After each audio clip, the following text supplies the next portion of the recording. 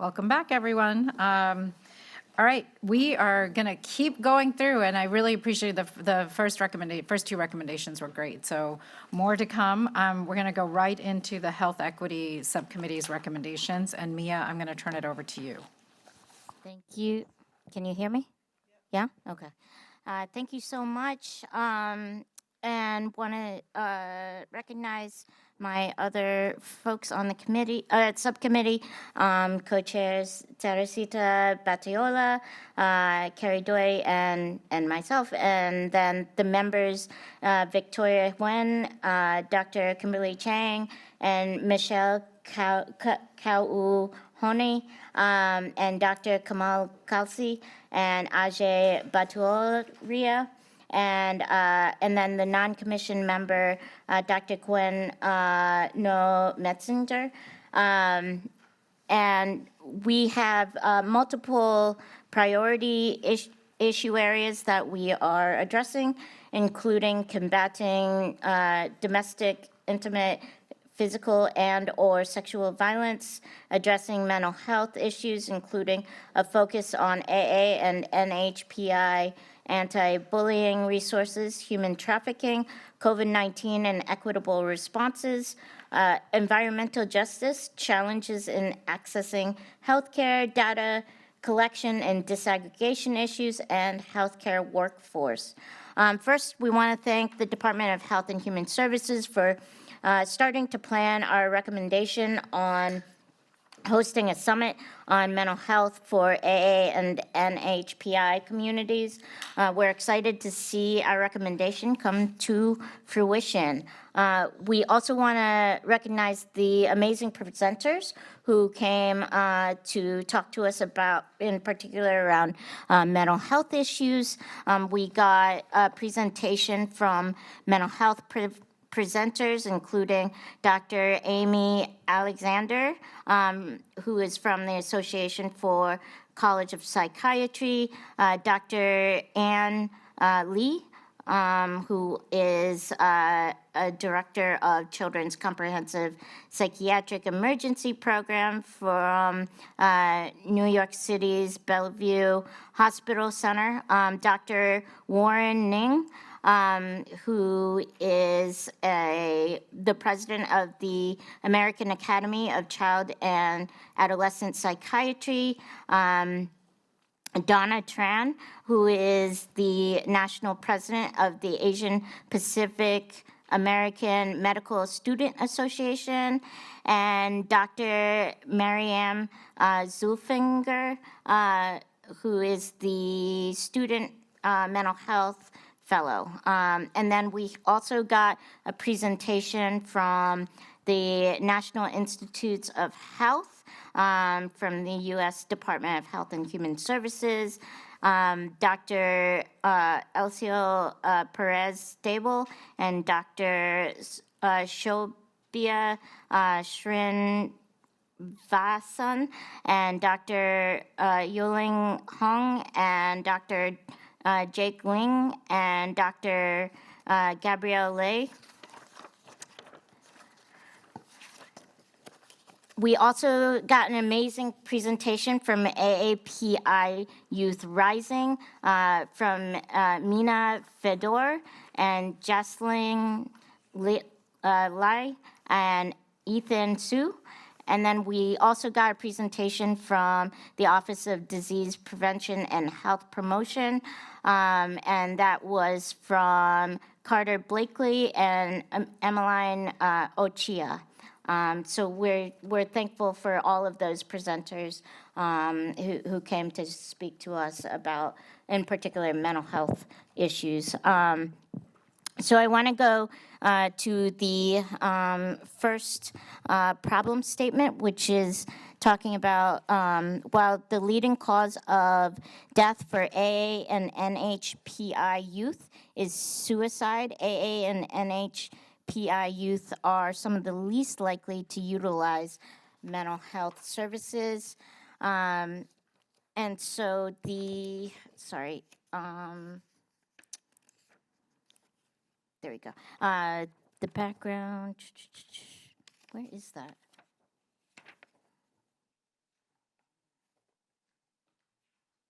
Sorry, hold on. Just trying to get to the background. So the background rationale, mental health issues for AA and NHPI youth are on the rise. Suicide was the leading cause of death for Asian Americans and Pacific Islander youth in 2019. Major depressive episodes rose in AA and NHPI youth from 10% to 13.6% from 2015 to 2018. As stigma and discrimination rose throughout the pandemic, Asian Americans who experienced those issues saw an increase in anxiety, depression, and sleep issues. In the first quarter of 2020 alone, anti-Asian hate crimes rose 164%. There's a significant need for culturally competent mental health professionals. In 2020, the U.S. population included 7.2% of Asians and 0.5% of Pacific Islanders. Unfortunately, only 1.1% of mental health counselors were Asian in 2022. So our recommendations, as part of the National AA and NHPI Mental Health Summit, we would like them to launch an AA and NHPI Youth Mental Health Campaign, tentatively titled the Tiger Youth Mental Health Campaign, run by a collaboration between the Department of Health and Human Services and Department of Education. We would like the campaign to include a community volunteer mentorship component, similar to the Obama administration's My Brother's Keeper initiative, to help create healthy mental health environments that build resilient AA and NHPI youth.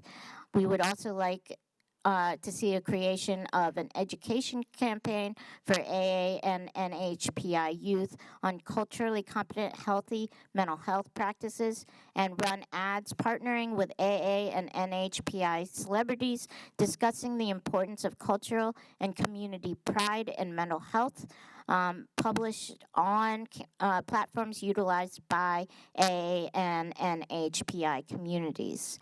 We would also like to see increased funding to the National Institutes of Health for research on culturally competent, effective treatments and approaches for AA and NHPI individuals with mental health symptoms, and expand substance abuse and mental health services administration, SAMHSA, minority fellowship programs, and health resources and Services Administration loan repayment programs to target AA and NHPI behavioral health trainees and professionals. Thank you, Mia. I'm going to open up the conversation here for our commissioners for any questions you might have. I know this sort of was the last conversation. Now we're talking about the mental health and youth component. Sarah, let's start with you.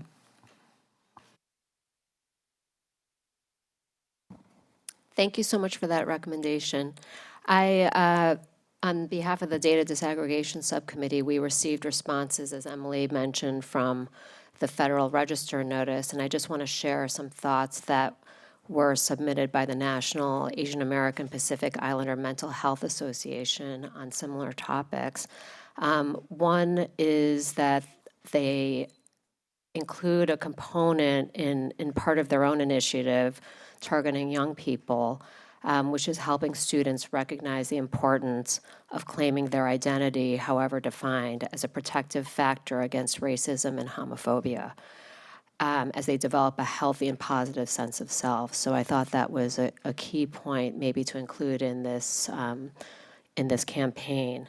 The other point, which intersects with data collection, is not to gather data that's just demographic, but also to know if the person is first generation, and if so, did they come as refugees or immigrants, or were they colonized, as with NH and PI?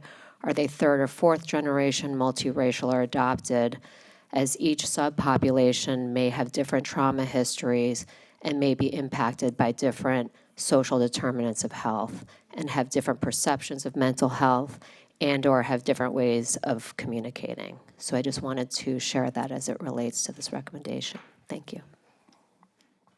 Mia, do you have a comment? Yeah, no, that's definitely, I love to hear that data disaggregation part, particularly as an adoptee, to hear the adoption part. But also, I think that's why we included community pride within the recommendation of saying, you know, it is an important factor within creating sort of that resilience factor within the youth population. Nahid? Oh, Kimberly, did you have anything to add to this? Okay, Nahid?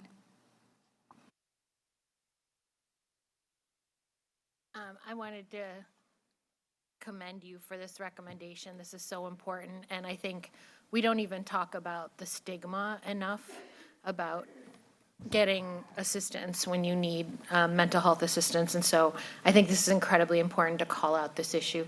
I had one quick question. I was wondering how you all came up with the name, the suggested name.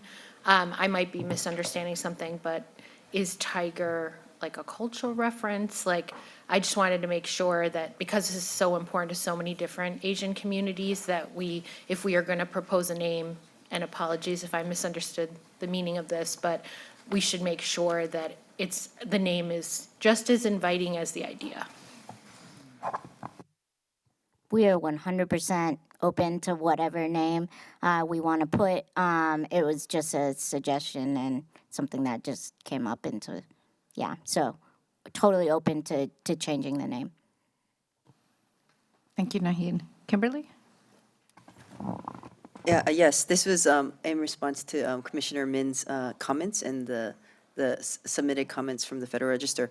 Would you suggest specifically putting something into the recommendation that identified some of the root causes of mental health stigma and exclusion and isolation, particularly, as you mentioned, identities, however defined, to combat homophobia, transphobia, et cetera, given the the stigma that many youth are experiencing around that? What would you suggest?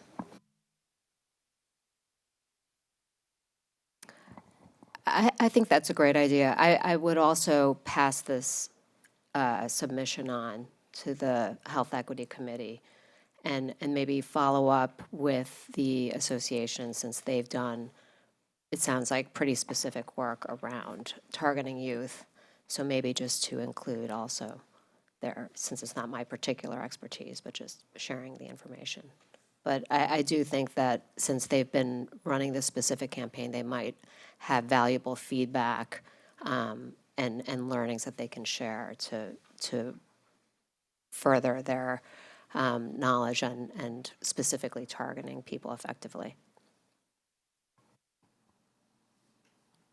Thank you. I think it does raise a question, and we'll come back to it, of whether there's a specific change in the recommendation or addition to the recommendation, just so we can resolve that in between to make sure we get that. I have Luisa. Hi, thank you for bringing this up, but in my little small part of the world here, one of the things that we've had to address in Alameda County, and not very successfully, but is the shortage of mental health therapists. I don't know if it's a problem with colleges no longer offering that, but we can't resolve this problem unless we have AA, NHPI mental health therapists and counselors, because it's just too much. The burden's too much, right? So I don't know where this goes or who can figure out, you know, how many AA, NHPI mental health therapists or counselors that we have already. I know in the recommendation itself or in the justification, it shows how limited, it's 1.1% in 2022 of therapists. And so I think it's a question, I think maybe just for the subcommittee to think about as a follow-on recommendation, maybe to think about how to increase the number of therapists in the AA and HPI communities so we can address that. It may not be for this recommendation, Luisa, but I do think it's an important question of addressing the, Teresita. It is at a crisis point, and that is very important. We have recommendations we're working on for workforce, so we'll definitely include that. Last two, Grace and Dr. Underwood. Yes, thank you for this recommendation. I was just going to suggest, we have in the Belonging Inclusion Committee started talking about some of these elements around inclusion and, I guess, healthy self-perception, I guess. And I don't know if that's the term, but anyways, I hope that we might have opportunities to partner in the future between the two committees to explore some of the elements of possibly campaigns or whatever, because that is something that we've discussed. And I'm volunteering that without having talked to my co-chairs. Robert, thank you, Grace. This is an incredibly important topic, especially in Guam, where the suicide rate is twice the national average. And for years, the way that people analyzed this was to try to find some kind of deficiency in the culture of people rather than using the culture of people to help them get through this. And so this is such a valuable mind shift, you know. And so but that takes a lot of work. It's easy to say, but it takes a lot of work. So that's something that is really vitally important to this. So identity, the relationship between your identity, a lot of it is connected to LGBTQ as well, and how people are treating it and how people respond to this. But this shift of working, the shift away from looking at the intrinsic or the inherent culture of people as the source of their problem rather than as the solution to their issues. That's a very important mind shift. It's a very important comment. Smitha, I'm going to have you close this out. Thank you. I just had one quick question, and it might be also partially maybe in the Belonging Committee. So as you're talking about youth mental health campaign, I was just thinking about cyberbullying too. Is that something that's going to be included, or is that sort of a separate topic? And I also kind of bring it up because I think that's also sort of belonging and inclusion as well. I think that's an important part of the conversation, and I think that's why we talk a little bit in here about going sort of where youth sort of congregate, and that includes being online, but we could be more specific if that would be helpful.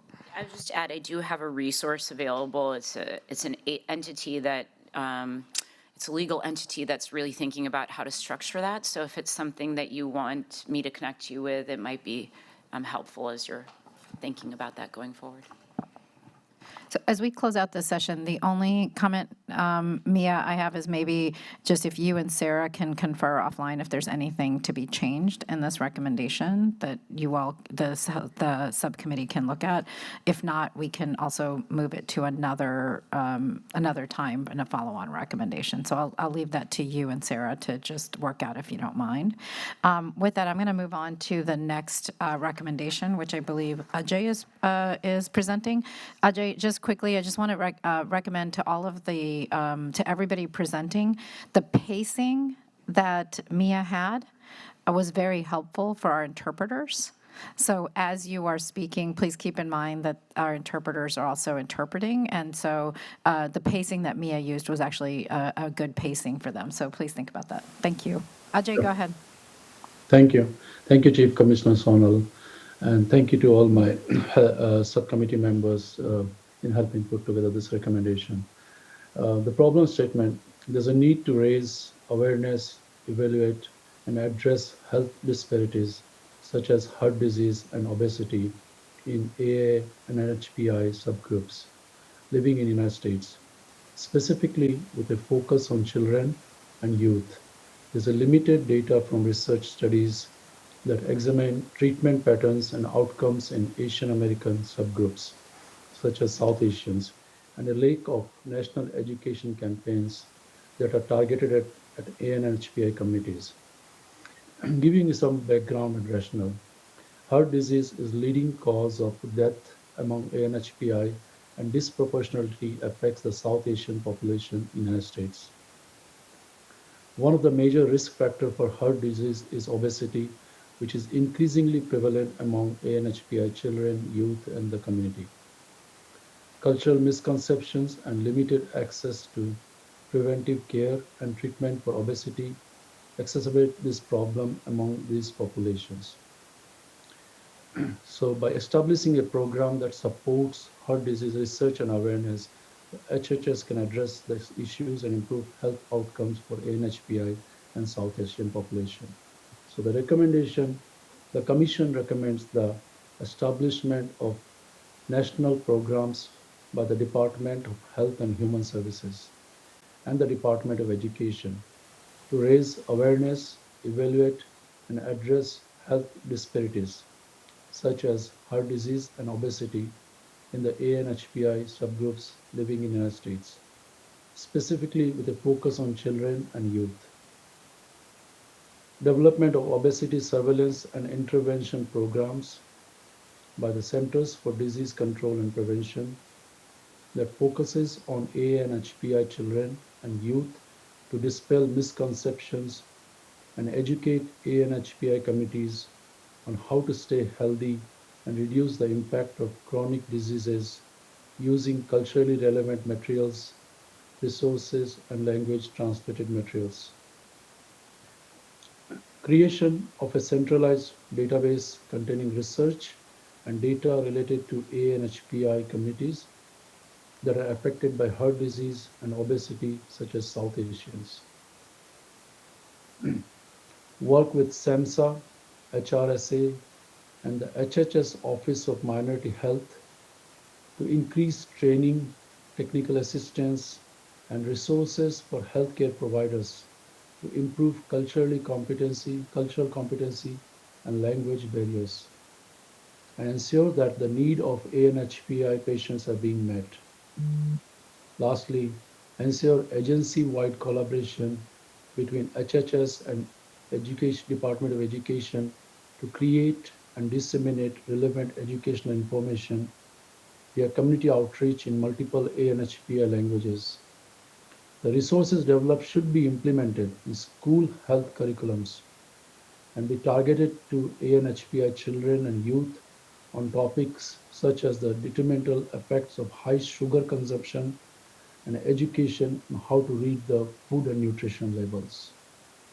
So with these recommendations and providing training and resources to healthcare providers and partnering with community organizations, the program aims to improve the cultural competency of healthcare system and ensure that the needs of ANHPI patients are being met and also addressing obesity in the kids and youth. Thank you. Thank you, Ajay. I'm going to open it up for comments and questions. Kamal?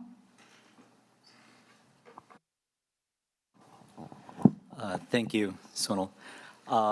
This is really more of a comment. This is a wonderful recommendation, and I think one that's much needed and long overdue. I remember when I was a kid, I used to have candies, and they looked like cigarettes, you know, and they were good candies, but it was probably highly inappropriate, and it just so many of these things happen to so many of our communities as we're growing up, and we don't even think twice about it. There's a lot of work I think that could be done in our AA NHPI community to help increase education and awareness of healthy foods and activities. But beyond that, I think we in my in my personal life, I'm also a doctor, we help a lot of patients with weight loss and stuff. And often, even though patients have very, very good nutritional routines, even if they're working out 5 or 6 days a week, they need help with medications which insurance companies are not willing to pay for. You know, the new GLP-1 and GIP medications that are being used for diabetics and being used for weight loss are inaccessible by most Americans because their insurance companies want to charge them $1,200 a month. And for some of these people, it is life-changing to have access to something like that. That's all. But wonderful recommendation. Thank you. Thank you, Kamal. Kimberly? Thank you. I wanted to piggyback on Commissioner Calcy's comment that the insurance companies don't pay for some of these medications that could really make a dent in some of these health disparities. So on that note, under bullet point 3, I just wanted to add CMS as one of the agencies that should be targeted to be included in this national program, because they are the regulatory agency for many of these payers, private payers, as well as Medicare and Medicaid. Thanks. Thank you, Kimberly. Victoria? Yes, I really appreciate this recommendation. I also want to shed some, maybe spotlight some of the families and caregivers as well. I know that's something that I brought up, because a lot of the family members, you know, we have our matriarchs, our patriarchs that are really influencing the way that our youth and our families are eating, right? Especially with a lot of our multi-generational, you know, the generations that live in the household. So that's just another thing that I wanted to bring forth is, you know, as we're trying to educate children and youth, that we're also, you know, making that material available for the families and also in language. Thank you, Victoria. Daniel? Could I just ask a quick question? Is there a specific reason that the word surveillance was used when it comes to obesity under the recommendation? It says development of obesity surveillance and intervention programs.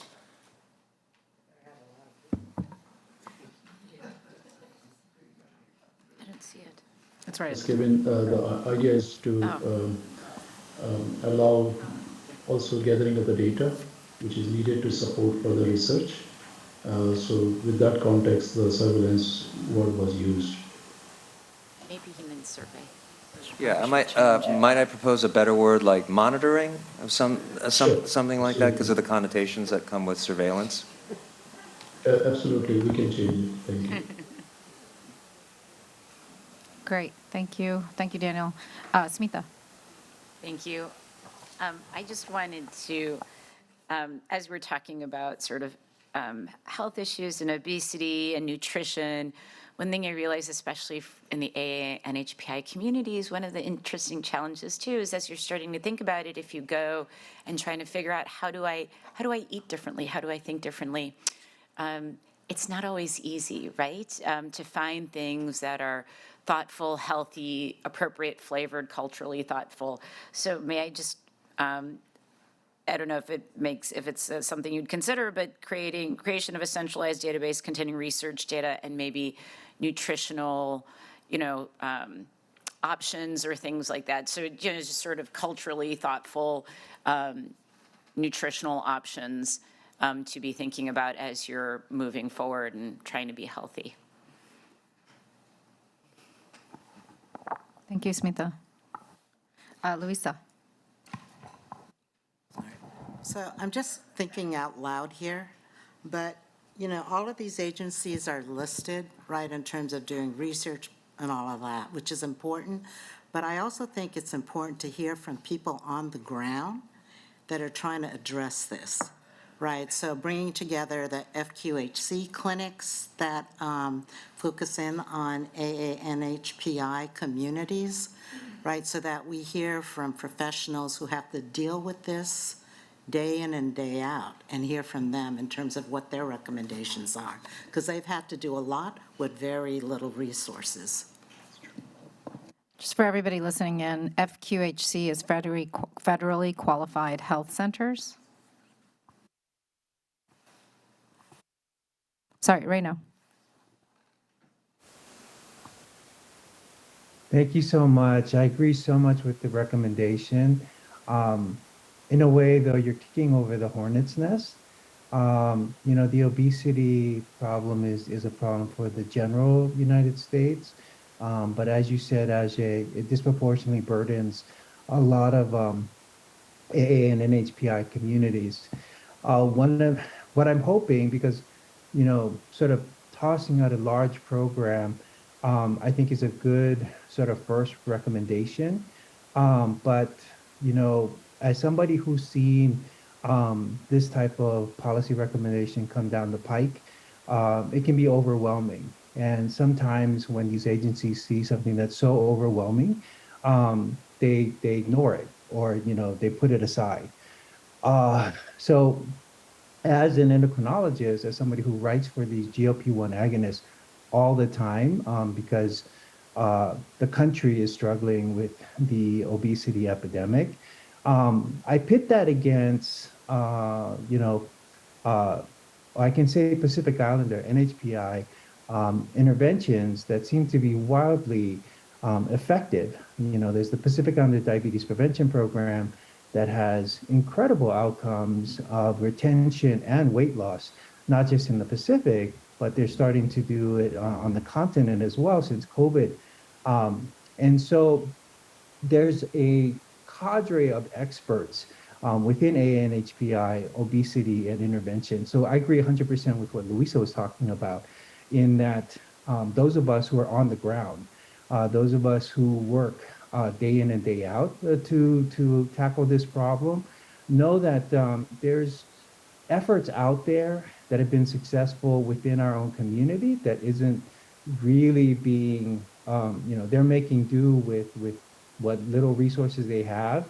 And, they're a better, to me, they're a better answer than, pharmaceutical options that is currently being pursued by the rest of the country because the plan is so poor to manage diabetes. The other thing I wanted to mention is pinpointing some of future recommendations regarding this.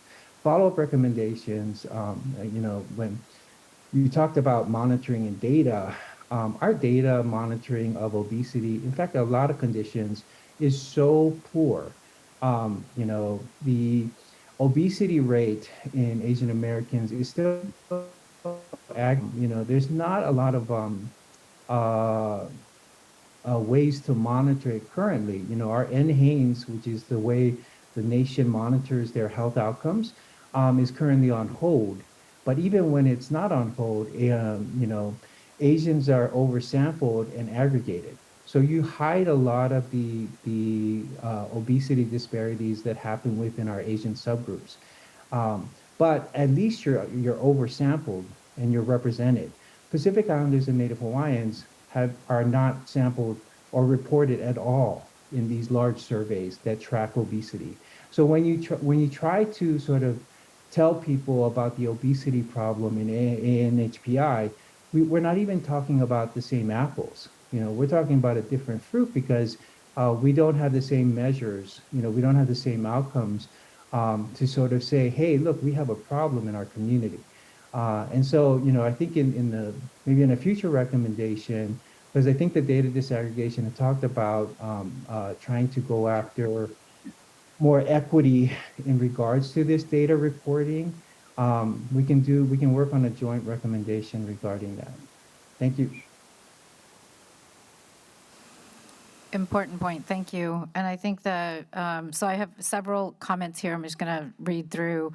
And I think I'm going to start with Reno's comment, just thinking about a future recommendation between the Health Equity Subcommittee and the Data Disaggregation Subcommittee, and thinking about how to better get data about communities and what is happening in communities, especially on the health, on the obesity, other pieces of health recommendations that we should think about. So leave that because I want to make sure it's in this public comment and that we're having that conversation.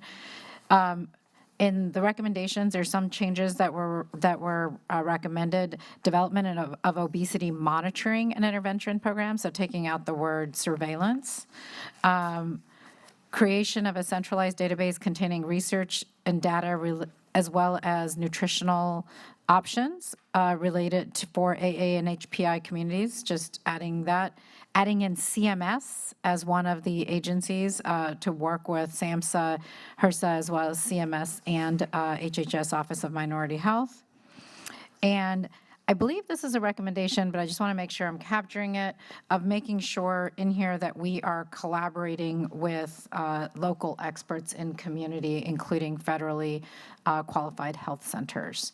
And that is for, I'm going to say the last bullet, probably putting in there. So I believe that, Louisa, am I capturing your comment appropriately? So I believe those are the comments and changes that need to be made. I think after we're done with the Health Equity Subcommittee's recommendations, that we will have some time to reconcile this. But Ajay, just these are the changes that I have heard in this conversation. Anything else? Thank you. Okay. Great conversation. Really appreciated this conversation. It's super important that we went through this, and I think the comments were valuable and important too. Just the depth of that. So we're going to move on to the next presenters, and I believe it is Quinn and Kimberly. And Quinn is online. I believe she's on Zoom. Oh, she is. There you are. Hello. Hi there. Can you hear me okay?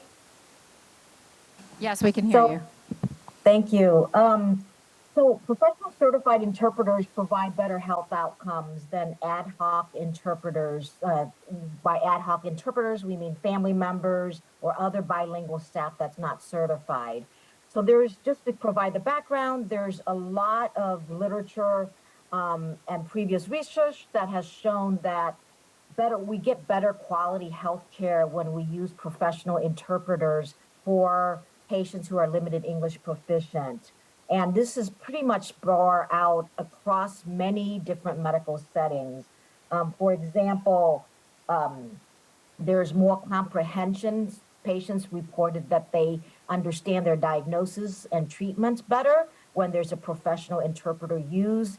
There's also less medical errors, mistakes made when there's professional interpreters used. And this has been shown to be across different medical settings, such as the emergency department, outpatient health, chronic disease care, such as diabetes, as well as mental health services, as well as preventive care, such as cancer screening. So in a variety of different settings, we know that professional interpreters provide better medical care with less medical errors, better patient comprehension of their diagnosis and treatment plans, and also better patient satisfaction, as well as provider satisfaction. So our recommendation is actually focused particularly on the federally qualified health centers that's funded by HRSA. There are actually 15,000 community health centers. And the reason we wanted to focus on the federally qualified health centers is we felt that this is a place to start, not that this is the only place where we need professional interpreters at all, but it was at least a place to start because of the federal funding that they receive.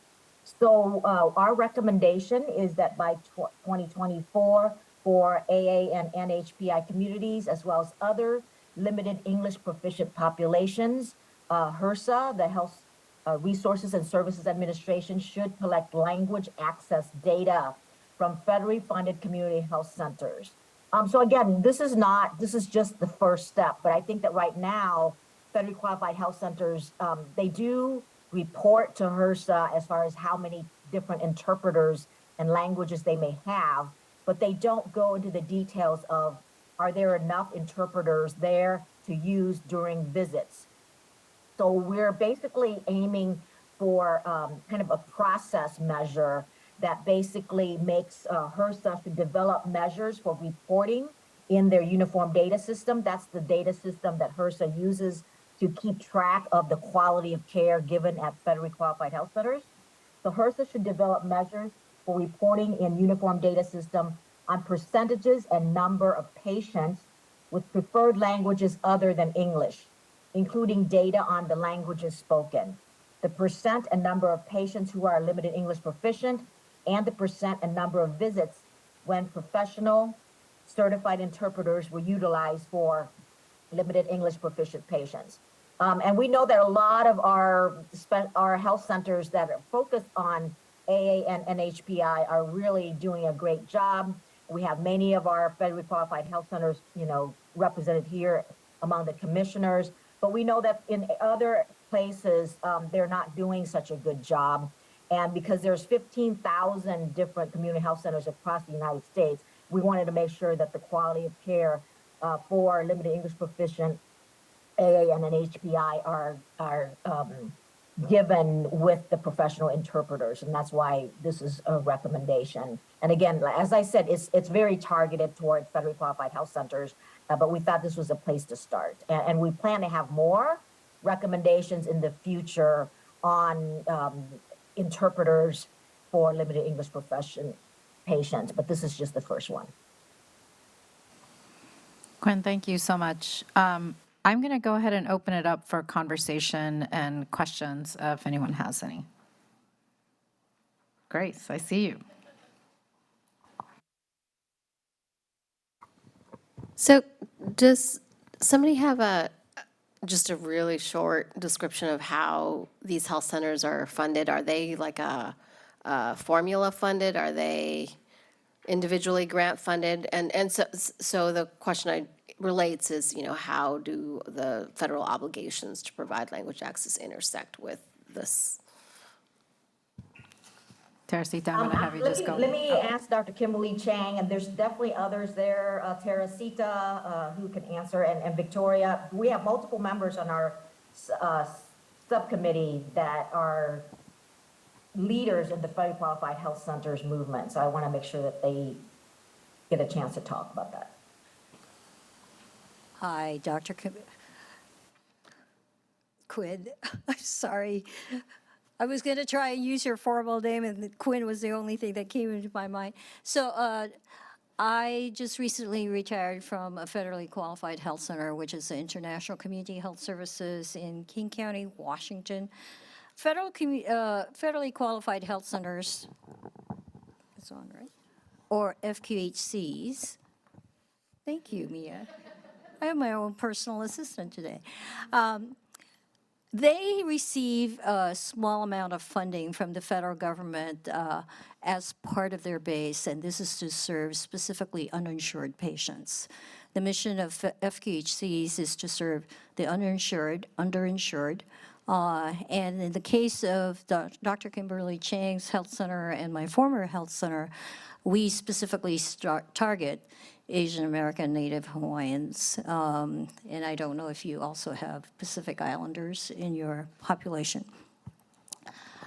So there's a lot of interpretation and translation that happens in our particular community health centers. I think this is a good place to start because FQHCs are very zealous about making sure that they're able to provide appropriate services to populations they serve. And each health center is different in terms of the mix of their populations, but language is a frequent factor. So part of our mission is to be patient-centered, to provide services where and how they need it, when they need it.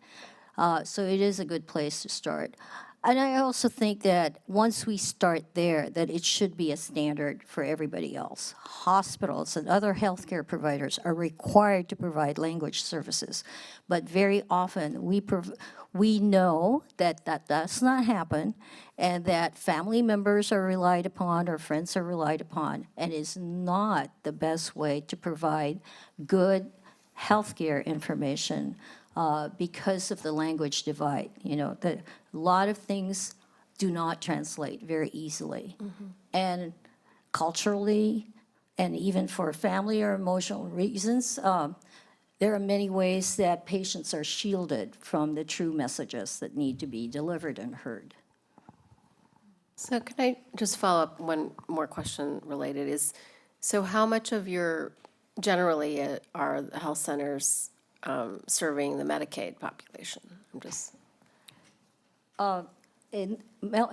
Medicaid populations form a core of a lot of the health center patients because most providers do not want Medicaid. They will take Medicare, but they don't want Medicaid. And federally qualified health centers cannot turn away anybody. And I need to provide additional information about the federal funding. So even though a very small portion is allocated for uninsured, we do qualify to compete for additional federal funding. And many times, federally qualified health centers are actually called out in legislation as being among qualified participants to compete for federal funding. Thank you, Grace. Thank you, Teresita. Ajahn? I just had a few thoughts about this. One is that I think so many of us who grew up with immigrant parents grew up interpreting for them in the context of their health care. And it's just, it's so deep that our children do that, right? And that's kind of a role that young people have held in our community. And I just feel like that story is so powerful in the context of moving this recommendation forward. And so just wondering how we leverage this reality and this challenge and this burden that young people in our communities have held for so long to move this along. And then the second piece is around starting, I understand what you're saying in terms of community health centers being a good place to start. And it just feels like that will be almost the lowest hanging fruit, and that there may need to be a whole other strategy and trajectory to get to hospitals. And I just wonder, does starting with community health centers actually get us there? Or do we need a whole other approach? So anyway. Quinn, do you want to take this? Thank you so much. Those are really great comments. And I think that definitely the very qualified health centers are the low-hanging fruits because they do get federal money. And when I used to work at HRSA, and I think the number that we used to give was about 20% of federally qualified health centers get direct grant funding from HRSA. And then, of course, Medicaid is another source of federal and state funding. So this is the first one that we plan to target because it is low-hanging fruit, but our subcommittee actually planned to go further with the language interpreters for other settings as well. So thank you for that. And we started with the low-hanging fruit, but we want to continue.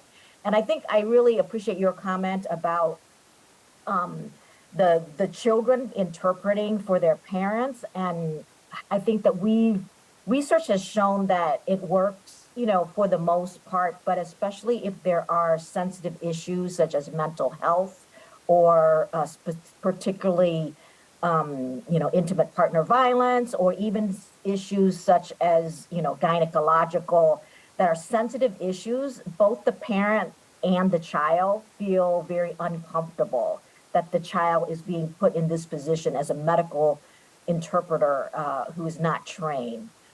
So in some sense, it actually does lead to discomfort for both the parent and the child if it's more sensitive medical issues, and especially if the child does not know how to interpret or say some of these medical terms. So just wanted to just acknowledge that. Thank you, Ajahn. Kimberly just had her point up too, Teresita, so I'm going to let Kimberly go first. Yeah, I appreciate your comments, Commissioner Pu. So let me give a sort of a little how we're thinking about this through the next few commission meetings that we have remaining. So this is the low-hanging fruit. We don't have any data right now at all in any health sector about comprehensive health system, healthcare delivery system, about the use of the interpreters and what kinds of interpreters are being used, and nothing in the AA and NHPI space, period. We are anticipating calling in, hoping to call in some CMS representatives. Now, CMS is a regulatory agency. Perhaps should I be giving some of our thinking behind this and asking them about how are they incentivizing or funding, health systems or providers when they have to use interpreters, because as Commissioner Bateola stated, it is part of our requirements, but it's not being done for healthcare providers across the nation, right? And so looking at Medicaid managed care plans, what leverages do they have on those from CMS? How do they regulate the contracts with the state managed care Medicaid contracts, and what are the provisions for language access, and questions like these. We really want to dig a little bit deeper. It's getting a little bit very policy heavy, but we need to know more. And so those are some of the things that we're thinking about, establishing the data sets. FQHCs are low-hanging fruit, and then looking at what other levers do we have to ensure that payers are reimbursing providers for the work that they're doing. Teresita, did you want to add to this? So we are really seeing the intersectionality of the work that's happening among subcommittees.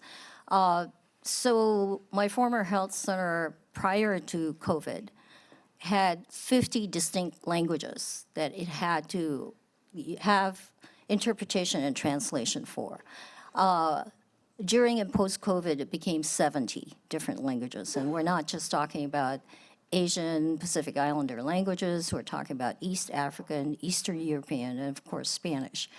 So the health center has data. It also knows what's in-person interpretation, what's phone interpretation, what's video interpretation. This is specific regarding UDS, which is the Uniform Data System, which is annually required for us to do.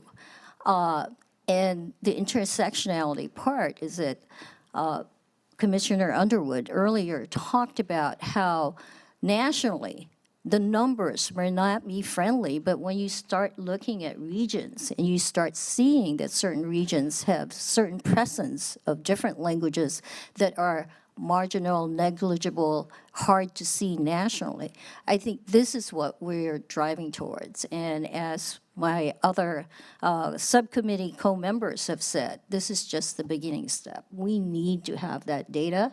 But as my remark said earlier, because we know FQHCs are zealous about doing this, that there's a hope for development of a national standard that hospitals and private providers should also strive towards what health centers are doing nationally. Victoria. Yeah, and I appreciate kind of the explanation and also Commissioner Pu's kind of comments about the child interpreters. I mean, I'm sure some of us had some flashbacks of us doing that, right? But just also thinking of FQHCs that don't serve a majority AA and NHPI community, and kind of thinking and making the recommendation of highlighting or capturing that data of patients bringing in their own interpreters, because I think it's important to note, because we don't have, professional certified interpreters for all of our languages, and I think capturing the certified is going to leave out that population, right? That we won't have that available or readily available in that state, and I think by capturing that data or adding, a line that says. Capturing the data of patients who utilize or bring their own interpreters will kind of help us understand maybe, some of the other FQHCs that don't have the resources already available. I would add, that would be my recommendation, is to add that line to this recommendation. Grace. Yeah, this conversation just struck a question in me, which is, how are interpreters paid for? Are they paid for as part of the healthcare team, as part of the service? And perhaps that might be one of those things that drives the availability of interpreters. For the most part, health centers have to figure out a way of funding them. In Washington State, Medicaid provides a certain amount of funding, but it's never enough versus the extent of the need.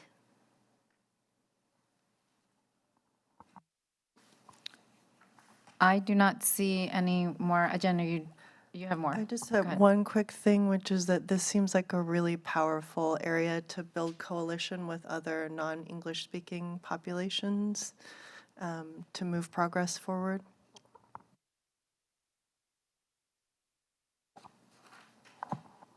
Yes, I'm assuming that there's other communities and more communities that have similar sets of challenges.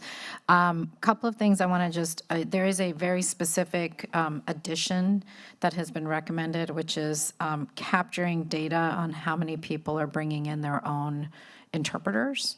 And so if you can, if we can include that, that would be great. Is everybody okay with that recommendation? I know I should have asked that before with the others, but I think that is what I hear. Again, a reminder, this is a baseline collection, so we at least start a baseline somewhere, so we know how many community members are facing, and starting with federally qualified health centers is a beginning. And I really appreciated Kimberly's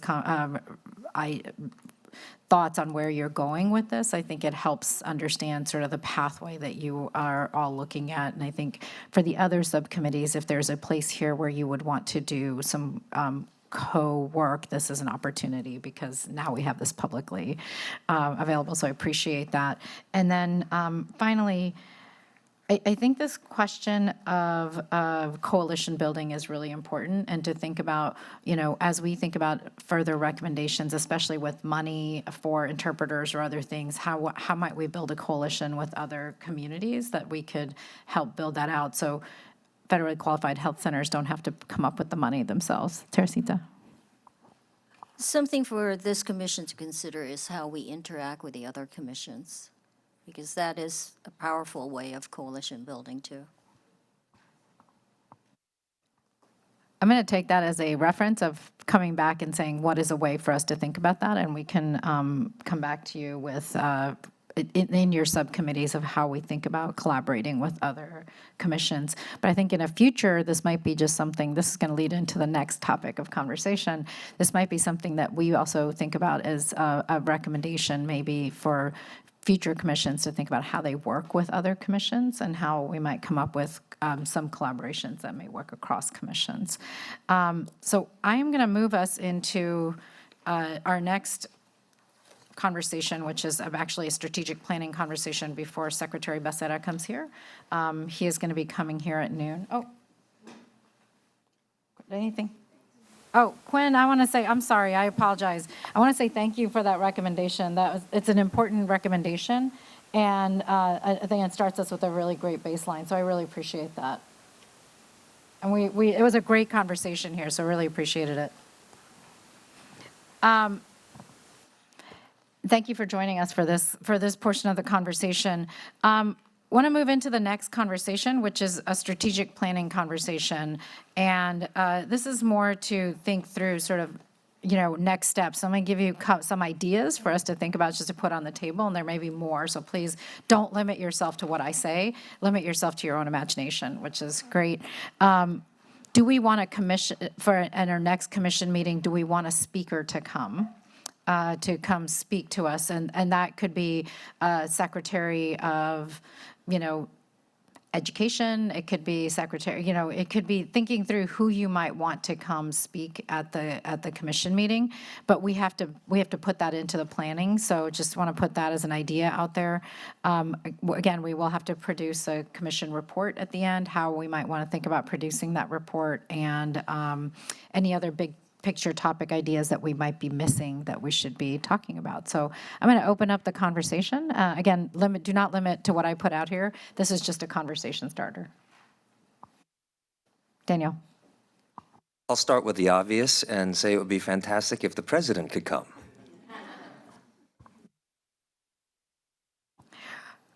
Noted and taken. All in favor? I think we have unanimous here on that. Grace?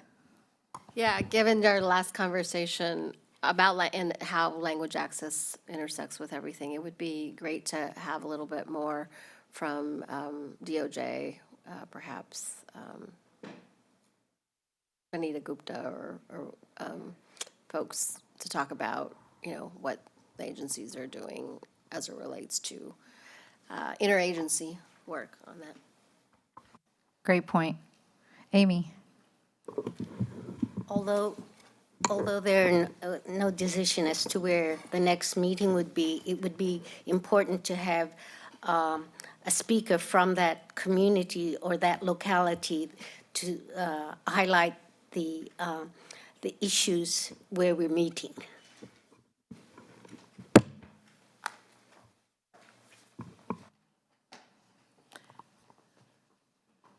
Great point, thank you. Michelle? Yeah, I just want to add for the record, I think one of the topics for Hawaii that we need to raise the attention for the federal government is that our military installations have land leases that are expiring 2027, which is right around the corner, and I think that's an important topic. That and both with the Committee on Inclusion, some recommendations about proper implementation of our Hawaiian Homes Commission Act. Very helpful, thank you, very important. Mia? I guess I will just like re-up the conversation earlier, which is to see how we can work with other commissions, particularly when we're dealing with racism and language access and data, because my guess is that other commissions are also dealing with very similar issues. And so if we can sort of bring together a lot of the suggestions to work across different commissions, I think that would be really helpful. Thank you, Mia. Louisa? Yeah, I don't know if we can do it for the next commission meeting, but it would be nice to get a status report on the strategic plan, like who's implemented what, where are they in that. And then another thing is a status report of our recommendations that have been passed, like where are they in the system? You know, are they dead? Are they, but it would be good. And if any of them are rejected, well, personally, and I think others would agree, why were they rejected? It's not enough to say no. They have to give us a rationale, because maybe we rework that recommendations, or maybe that agency has, some pointers for us. Thank you, Louisa. Ajay? Yeah, Sonal, to your question on the speakers, one of the conversation we had in our economic subcommittee meeting was considering inviting Isabel Guzman from Administrator from Small Business Administration, as it touches across all the subcommittees for so that's one of the consideration. Thank you. Thank you, Ajay. Victoria? Oh, yeah. Okay, great. Aijen? In the first couple years of this administration, there's been some huge legislative accomplishments, from the rescue plan to the bipartisan infrastructure bill to the Inflation Reduction Act. And somebody I was in a meeting with recently said it's been the largest transfer of wealth to everyday American people in the history of the country. I don't know if that's true, but it seems feasible that it could be. And there are people at the White House who are in charge of implementing these bills in an equitable way, these new laws, and would be great to hear from some of them around the specific ways in which these investments are reaching and supporting AA and NHPI communities. So John Podesta on the Inflation Reduction Act, Gene Sperling on the American Rescue Plan, and there are others. But I know great work is happening, and I think part of our job as a commission is to really understand how it's touching our communities and helping to amplify that. So it'd be great to have that conversation. Jen, that's a really great point, and thank you, because I think understanding that will go a really long way for us to also be able to talk to our communities about it. Michelle, do you have, okay, Smita.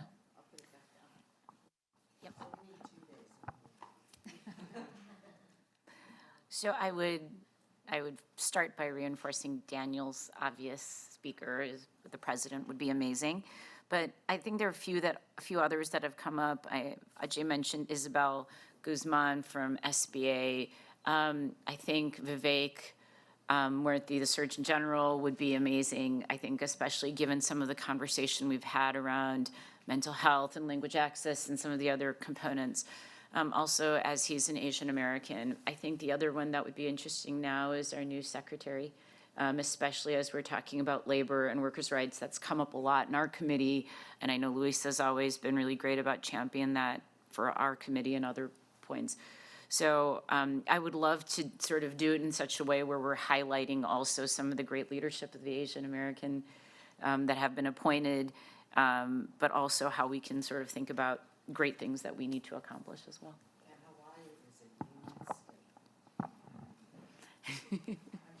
Yeah.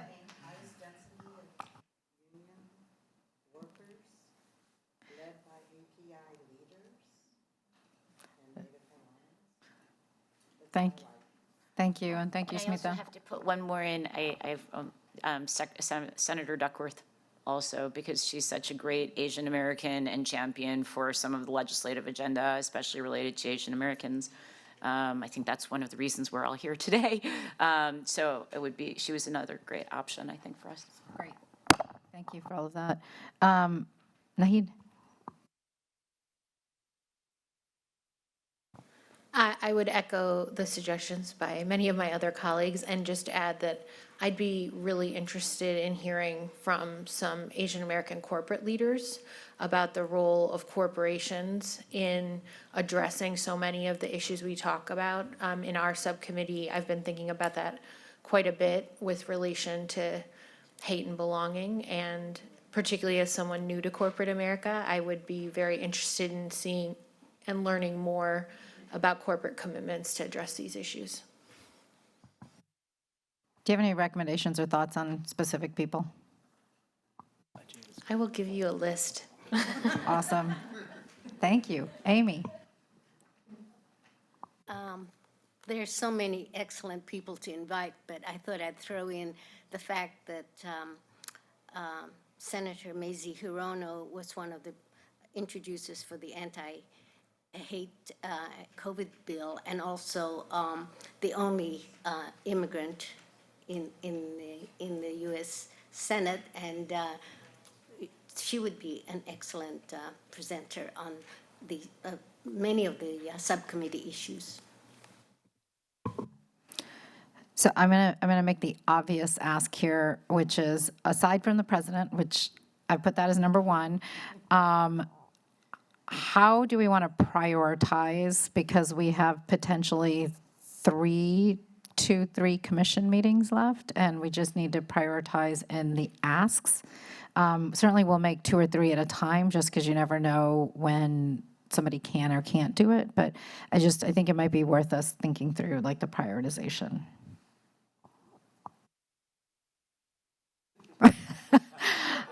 I'm not sure 4 days is going to be enough with the list over here. Daniel. Can I just second Commissioner Poo's suggestion? Because, how those acts of legislation affect Asian Americans is here and now and very real.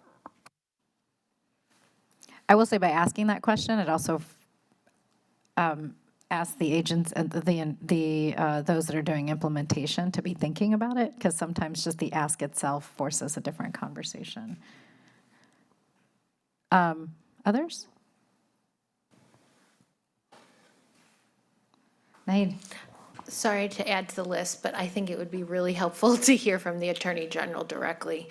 At the beginning of his tenure, he had multiple meetings with advocates from different organizations to discuss how the department and the federal government is responding to hate and hate violence. And as the chief law enforcement officer in the country, I think it would be really great to hear from him. Very good point. Kaying? I agree with all of my colleagues about the numbers of people that should be speaking, but since this commission is working directly with federal agency, perhaps the federal agency that's already implementing or doing a good job of implementing some of the recommendations that we forward, because they could be the pioneer and, the ones to actually urge other federal agencies to adopt and implement some of the recommendations. And then in addition to that, I wanted to say that although I'm the youngest one here, I think we should have youth speakers come and, that was a joke. We should have young people come and speak to us, because what we're doing is really impacting their future. And so I don't know if there are a lot of outstanding young people who are organizing and doing good work in our community, and they should be here with other types of leaders to speak to us as well too. So I just want to chime in on that. It's a very good point. Amy, okay. So Zion and Caroline, we have lots of recommendations, which is great. Actually, it's nice to have a list, and I think we can work through. I do think it would be helpful for us to hear on the implementation side, just so we know how much money and where that money is going, for our communities to even know how they might qualify for it. Which is important, and it's certainly a big question that we continue to ask as to how would our communities even know. So I will say, I think if we can prioritize some of that. I also think that, Nahid's point about whether Attorney General might be a good, so much of this is about the belonging hate and like how we actually get it implemented, but I want to put that there. All right, I'm going to turn it over to Crystal. But I do think that this is just an important set of conversations that we need to have in terms. I want to, if we have just a minute, I think we do. Okay. I do want to ask about, we have to do the final report. And we do need to start thinking about the final report. We're sitting in March, and I know it feels like the final report is in October, but it's not that far away. And just to think about how we want to organize that report, how we want to, we sort of talked about headlines yesterday, but today I think it might be useful to talk about sort of how do we want to think about structuring a report for our report out, and that also is helpful to the next commission that would come. I'm just going to open up the conversation. Secretary, it's great to have you here. Mia. I forgot who said this, but I think partially knowing which suggestions have already been implemented would be an extremely helpful part, and being able to sort of celebrate that in that report is really important. And I think also the lessons we've sort of gotten from the work that we've done, so that we can pass on sort of the things that we've learned work and don't work within the work that we've done. Thank you, and I think that was Luisa. And Secretary, now that you're here, I'm just going to say this here, but one of the comments that was given was knowing sort of which recommendations can get implemented, and which ones won't, just to understand what needs to change and to know what to do differently if we need to modify something. So that is just one of the questions that was asked. I'm going to go to Kamal. Thank you. I echo Mia's recommendation that we list the recommendations that have been pushed forth thus far from the beginning of our tenure here. And then, almost as maybe as a red light, a yellow light, or a green light in terms of which ones have passed through, perhaps organize them in that fashion. And then, like you said, have, best practices and things that we've learned. Thank you, Kamal. Grace. Somewhat related would be, I know we started off when we were writing the recommendations that had different implementation steps, and so to the extent that there might be some room to include those specific implementation steps that we might not in some of our later recommendations have broken down as thoroughly, because a lot of the thinking behind that would be as to, what needs to go first, what are the priorities, how to stage ongoing implementation. Thank you. I'm hearing a theme here. Sarah? I think as we've gone on since the first meeting, there have been recurring themes across the different subcommittees, including community outreach and participation, as well as other topics. So I think we should gather sort of I would say there are probably 3 to 5 strong themes that come through that will probably carry on to the next commission. Great point. Thank you. Kimberly? So one of our proposed headlines yesterday was "Policy is very dry, rewrite things." So we're going to write this report, but what strikes me is that every time we come to meet in person or during our subcommittee meetings, there is a lot of energy in the room, emotional energy, frustration, anger sometimes. So, of course, moments of celebration for the legislation that's been passed and that really big reinvestment into our communities.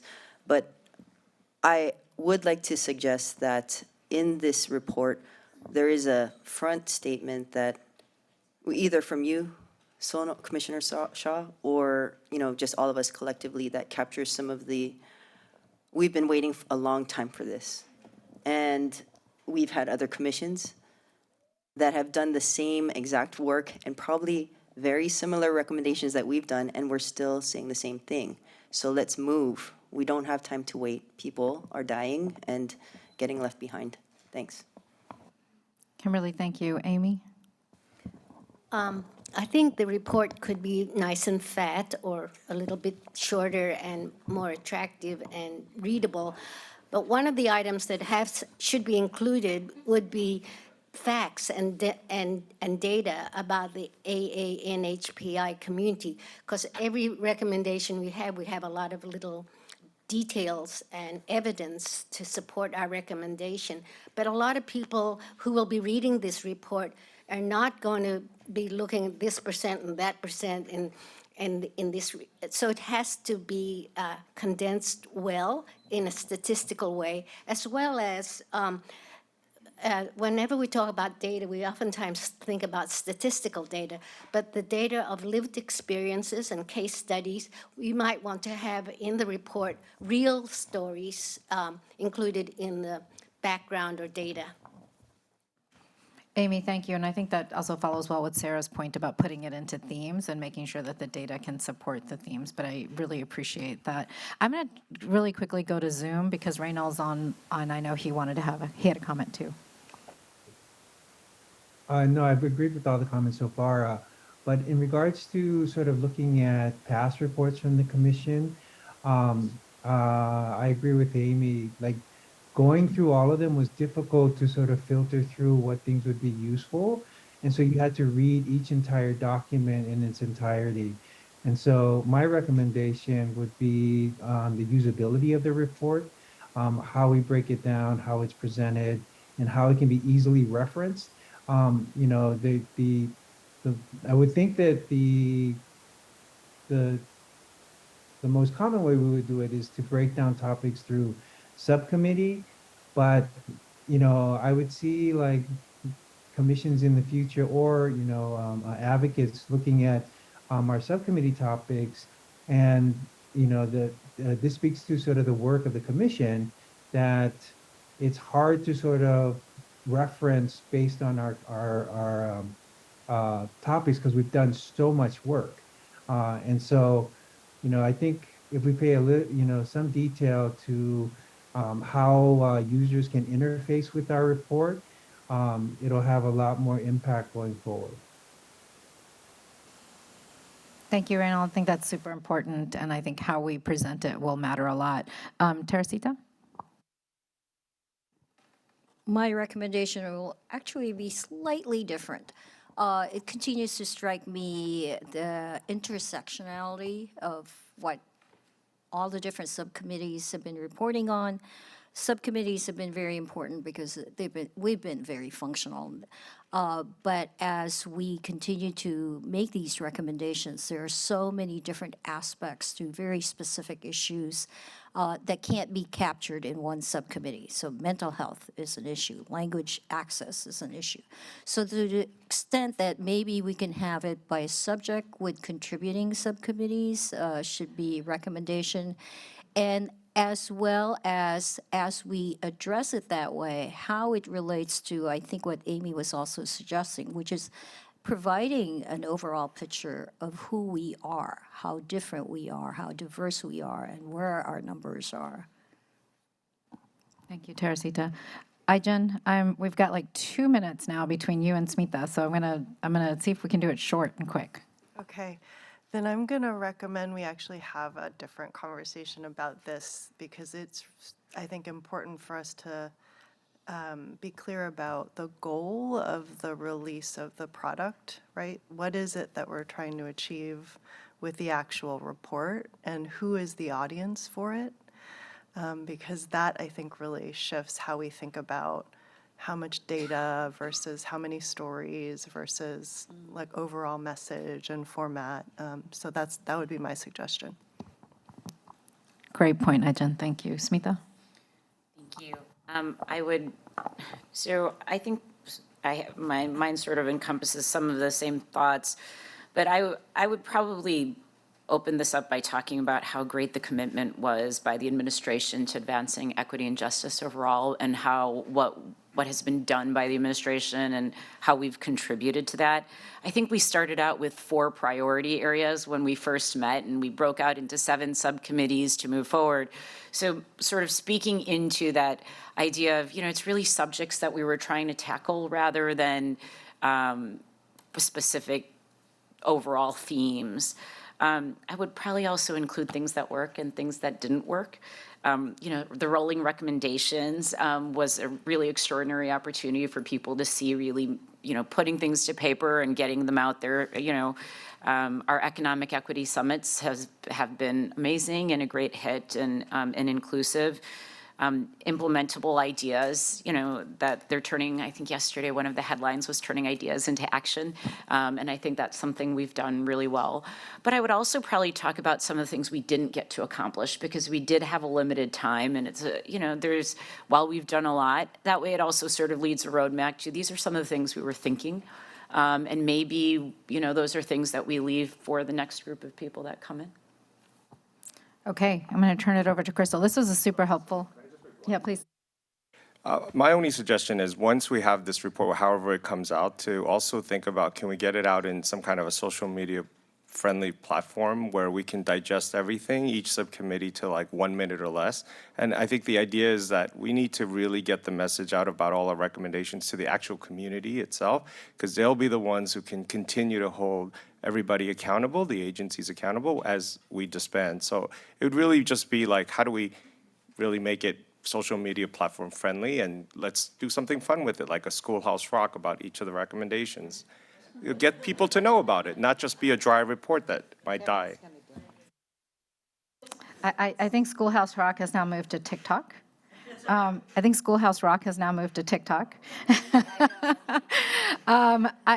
We have actually a little bit more time for a conversation, so I don't want us to cut this conversation off. I think Ijen's point about sort of who's the audience and what we want to convey is actually a really important place for us to think about, because we could put lots of ideas on the table, but really thinking about how we want to do that is important. So Nahid, I'm going to go. I just wanted to second what Kevin said. I think, I know a lot of advocates who are going to read the report, but if we're thinking about people, either local leaders or even community members who ultimately are most directly affected by the issues we're talking about, I think we're going to have to find a digestible way to get the information to them. And, going to Amy's point about brevity, of course, we'll end up doing some sort of executive summary that's shorter and succinct and punchy, and making sure that we find ways to distribute that down to communities and maybe even separate from the report in order to ensure that people find it accessible. But I really want to second what Kevin said about finding like snippets and other things that can be used, I don't know, in some technologically friendly way for communities. And finding our communities where they are.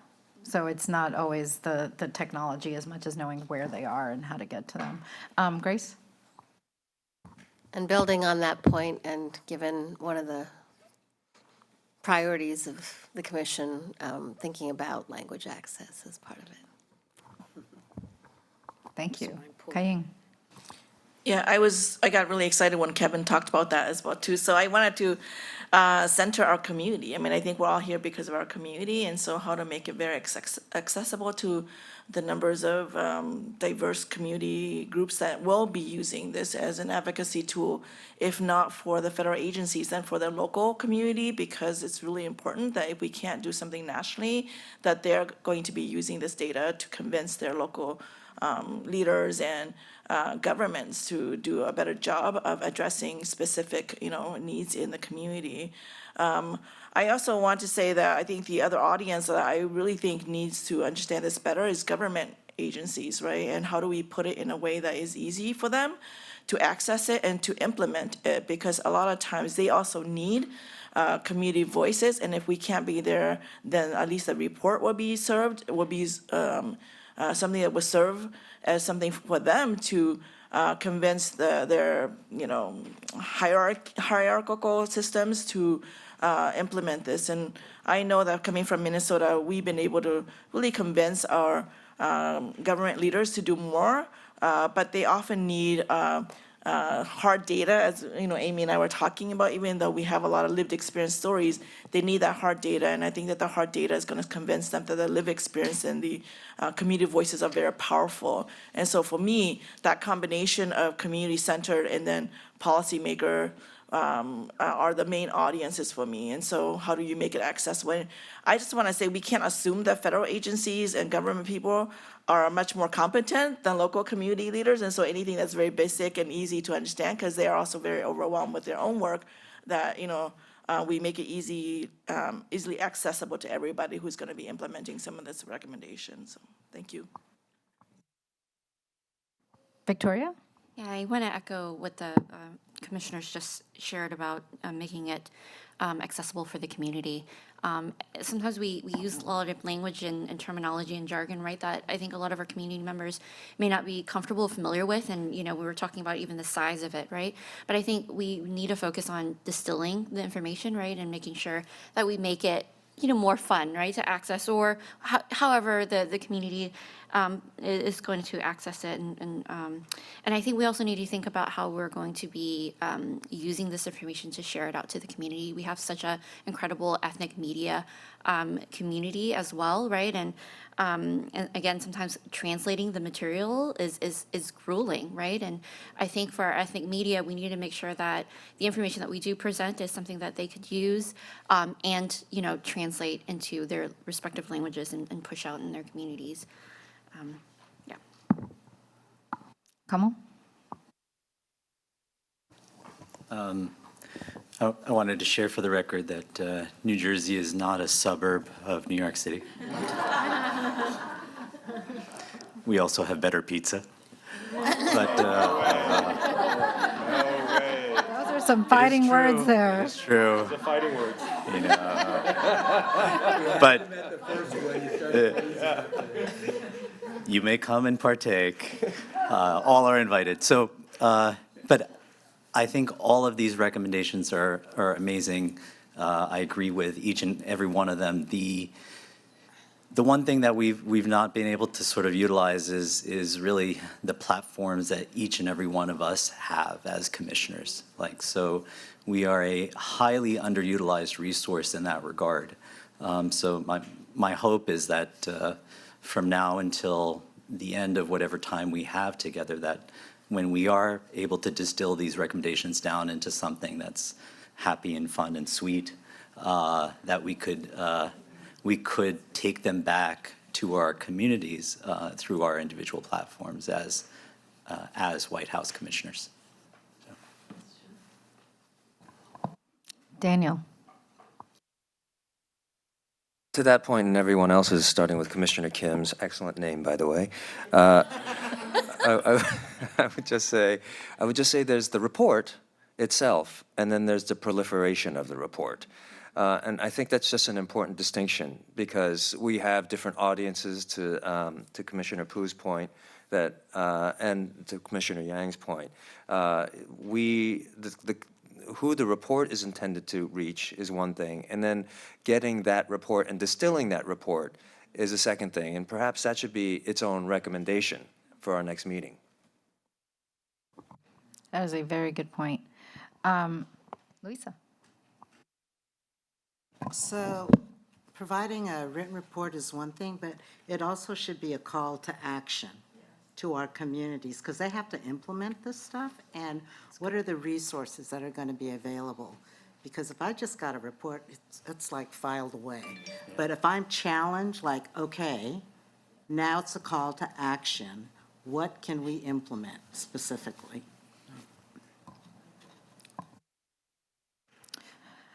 Okay, so this was a great conversation. I think this is super helpful for us as we think through what this report looks like. But I just want to, a few things to summarize. We need to decide for whom this report is. So community, government, advocates, just recognizing the audience will matter, and the platform that we use for which audience might also matter, and where we might take that. Detail versus digestible. So we need to think about how much detail, but also make it digestible. A report on what has been done and what is left to be done. So making sure that the next commission also has the ability to carry things forward. Implementation. I think just if I take away the theme here is how did it get done, what got done, and what still can get done. And if I take Kimberly's comment here, reminding that many of these recommendations are not new. They've been around for a period of time, and how can we make it actionable and move to? And then communication, how we get this information out to communities so communities know. And Secretary, I will just say here, I think this has been a theme in the last couple of days of this is a commission that wants to use its voice and get out and talk to the communities about how much is being done and what more can be done. And I think this is something that we are all looking forward to doing alongside with you, not just leave it to the administration, but leave it as commissioners, we take this as a responsibility to be a part of that. So with that, I'm going to turn it over to Crystal. Thank you for this conversation. It was a very important and valuable conversation. So thank you, Sonal, for that, and we are so honored to be joined. I know this morning you heard from one of our co-chairs, U.S. Trade Representative Ambassador Catherine Tai. All of you know our other co-chair, HHS Secretary Javier Becerra, who has been a tireless champion for our communities and for this commission, and so we are grateful to have him here with us today. He was able to listen in as you were having your strategic discussion, and really wanted to ensure he was here to hear that portion of the meeting as well.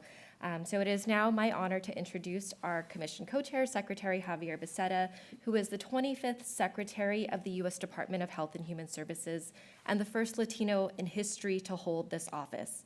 Throughout his distinguished career, including serving as the Attorney General of California and over 2 decades in the U.S. House of Representatives, Secretary Becerra consistently broke down barriers and championed policies that center families and communities that have been historically marginalized and underrepresented. At HHS, Secretary Becerra oversees an agency that is ensuring that all Americans across the country have access to quality, affordable health care and life-saving services they need to lead healthy lives. So with that, it is my honor to welcome up Secretary Becerra.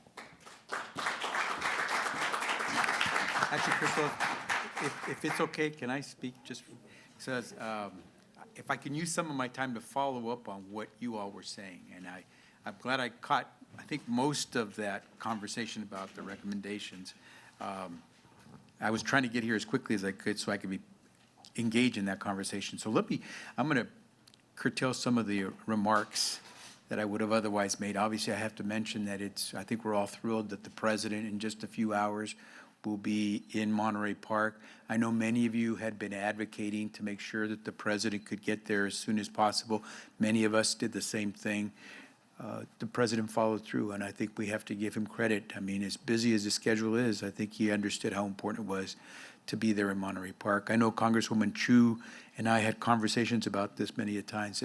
That it's gratifying to know that you don't have to throw rocks to get the President of the United States to do what I think everyone agrees he should do. And so, having been in government and watched lots of presidents, I'm proud that the president was willing to make that statement, because it is an important statement. And by the way, it comes on the heels of some great news, right? All the news coming out of Hollywood on the vision and the image of Asian American communities, and that's all great.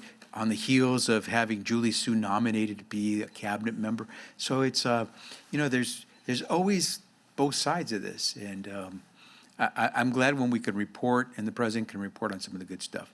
Here's what I wanted to really say that goes beyond my opening remarks that I think is important. Crystal, to you, to Erica, to all the team that's made this possible, especially because, as the commission points out in its report, you're having to deal with a less than permanent operation. And so it's a constant juggling and making sure everybody can pick up where the other person left off and the commissioners have that continuity. To you and your team, thank you very much for what you all do. I don't know if have you all applauded them yet? And if not, this is a good time to applaud them. Because I've sat on commissions like this, because I've read the report that says the same thing for the fourth time, and because I too come from a community where many times things have not been available. Just a few points. I think, I forgot who it was that said about, we got to make sure it's clear, this is a very diverse community. And I think we say it almost rhetorically, it's a very diverse community. I don't think most of the American public understands just how diverse it really is. And so I absolutely put the exclamation point behind whoever said we have to highlight the diversity. At the same time, I hope you do a really good job of highlighting the degree of community that exists among the diversity, the span of communities that are included, and that it is a community. And the fact that folks identify as AA, NHPI is really important. It's again, it sends a message. And I hope for folks who aren't as versed, it's communicated, because there will be people who read this report who do not read a lot of other things that happen to impact this community a great deal. So I think that is important. Secondly, you all sort of mentioned this, is what I think, Kevin, you talked about it, sort of what comes next, who's going to read this and what's going to happen, the follow-up. I think it becomes really important upon the expiration of the commission's term that you sort of give guidance on how you want to see this live beyond your tenure. Give it the legs. And I'm not sure how you want to do that. You can insist that agencies in the federal government do their share to continue to lift up the report's recommendations. You can try to see if you can bring together community, wide and far before you leave to talk about how there's can be a transition. But somehow I think it absolutely is essential you do some kind of follow-up, because otherwise it will be just another of many reports that say much of the same thing. I think this one's real important, and this I say from having played the inside and outside game for many, many years. Bless you. Please discern the reach of the stakeholders that are involved, whether it's the federal government, the state, local governments, CBOs, philanthropy. You could say we need to have full representation at all levels of government, or every important document should be made accessible language-wise. What's the reach to get there? Oftentimes there'll be some authorities in law that make it very difficult to get there quickly. More often it's going to be the lack of resources to get there as quickly. And so understand the reach of the people you're going to say, you should do this better. Because you don't want to deflate the enthusiasm and expectations. Because if things fall flat, it just really will be another report, right? And you want to have those, who said the green, yellow, red light? You do want to have it so that you can say, we checked that box. We did. So now we get to the next one. But if you can never check a box, I think it's going to become really difficult for this commission's work to have a lot of fruit. And I think you want to have a lot of fruit for the final reason I wanted to mention. I would think you want to institutionalize, if not this commission, what you mean, what you stand for, and what you're doing. And so whether it's getting the commission to have another life under a different form with different people, or whether it is having it, as I think one of the recommendations said, having a more permanent structure with staff and the rest, have a sense of how you want to institutionalize what you've done. I suspect many of you have had a sense of excitement at times, thinking, wow, we're going to put something together that's the president's commission, which doesn't mean it's not just some, very talented and important CBO. It's now, you're at the highest level. You can't go much higher than this. Well, maybe you can, but I can't think of it. And so how do you get it to the point where this will resonate for a long time? Final thing I'll say is this. Those are the main points I wanted to mention, but because there are several things in the recommendations that I wanted to comment on, but also to the comments that were made here. We're going to do a summit, a conference on mental health for young folks, and we'll do it explicitly, specifically focused on the AA, NHPI community. That's an easy one. We'll do that. And we'll look for your help and guidance to make sure it goes off well. We also want you to help us make sure everyone comes so that it goes off well, because we're going to spend a lot of time and money to make something like this happen. It's got to go well. Secondly, I've been working language access since 1993 when I went to Congress. I'm still sort of pounding my head on that one. I'm even pounding it within my own department because it's money and authorities. And it's just not overnight that it happens. And so I think my pounding on that wall has left a dent, but I got big bumps on my head too at the same time. It hurts. It hurts. But you got to do it. And so on this one, I just encourage you to keep pushing. We're trying to get there. I just finished speaking to the Association of Private Insurers, AHIP,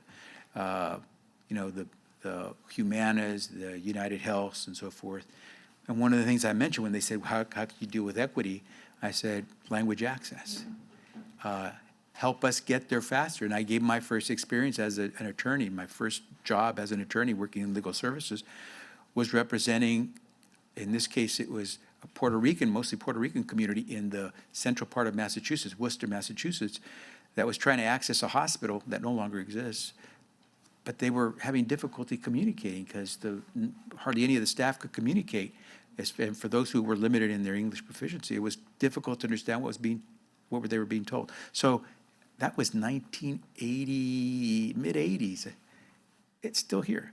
And so we just got to push on language access. And I guarantee you at HHS, we're trying to push. But I suspect it wouldn't take you very long to find an area in HHS where you're saying you still don't have it done well. We're trying. And push. I know you're banging your head. I know we got the same bumps and bruises, but we just push. Final thought is this. I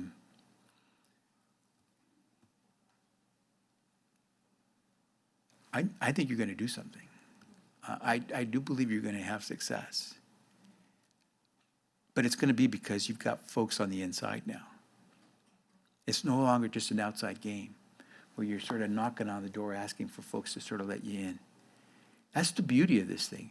I've watched over 3 decades. It's taken time. But you now got some folks on the inside. Not enough, but more. And so let's do this together. I would like to see this have some real boxes that we've checked. so we can get to the next boxes, and then put in the boxes that we haven't yet figured out because that's too much of a reach. But love to get there with you. Thank you for letting me participate. Apologize that I couldn't be here for the whole thing, and I'm going to have to run again, but I think the work you do is phenomenally important, and it's going to resonate. So thank you. Secretary, thank you.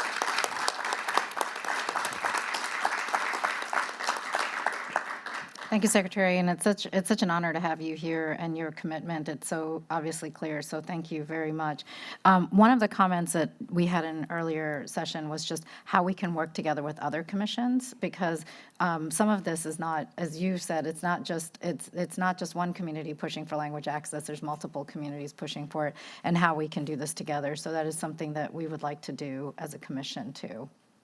But thank you for your commitment. Thank you for, and everybody, we are on break. We are on a lunch break. So please take the time and come say hi to the Secretary before he heads out.